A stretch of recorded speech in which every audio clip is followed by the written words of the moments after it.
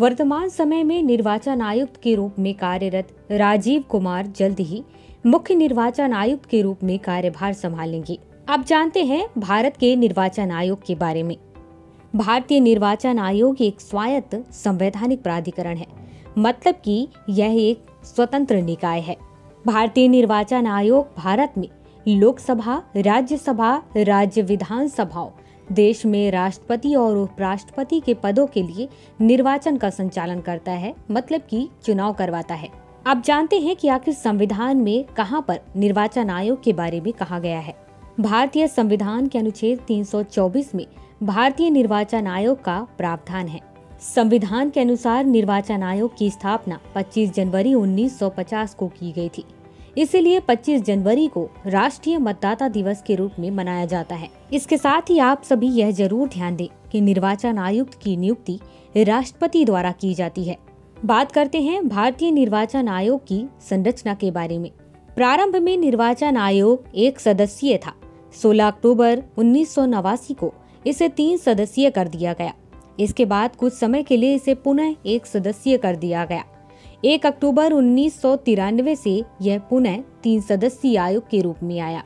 निर्वाचन आयोग मुख्य निर्वाचन आयुक्त तथा अन्य आयुक्तों से मिलकर बना हुआ है।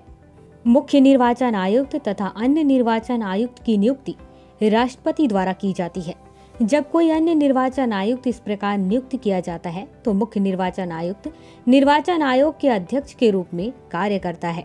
राष्ट्रपति निर्वाचन आयोग की सहायता के लिए आवश्यक समझने पर निर्वाचन आयोग की सलाह से प्रादेशिक आयुक्तों की नियुक्ति कर सकता है। निर्वाचन आयुक्तों और प्रादेशिक आयुक्तों की सेवा शर्तें और पदावधि, मतलब कि कितने समय तक ये लोग काम करेंगे, ये राष्ट्रपति द्वारा निर्धारित की जाती है।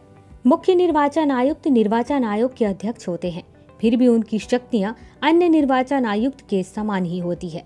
आयोग के सभी मामले सदस्यों के बीच बहुमत से तय किए जाते हैं। मुख्य निर्वाचन आयुक्त तथा अन्य दोनों निर्वाचन आयुक्तों को एक समान वेतन, भत्ते और दूसरे लाभ दिए जाते हैं। मुख्य निर्वाचन आयुक्त तथा अन्य निर्वाचन आयुक्तों का कार्यकाल 6 साल या 65 वर्ष की आयु तक होता है, मतलब कि जो भी इनमें से पहले हो तब तक वह काम करेंगे और इसके साथ ही वे राष्ट्रपति को संबोधित करके वो त्याग पत्र देना चाहें तो दे सकते हैं।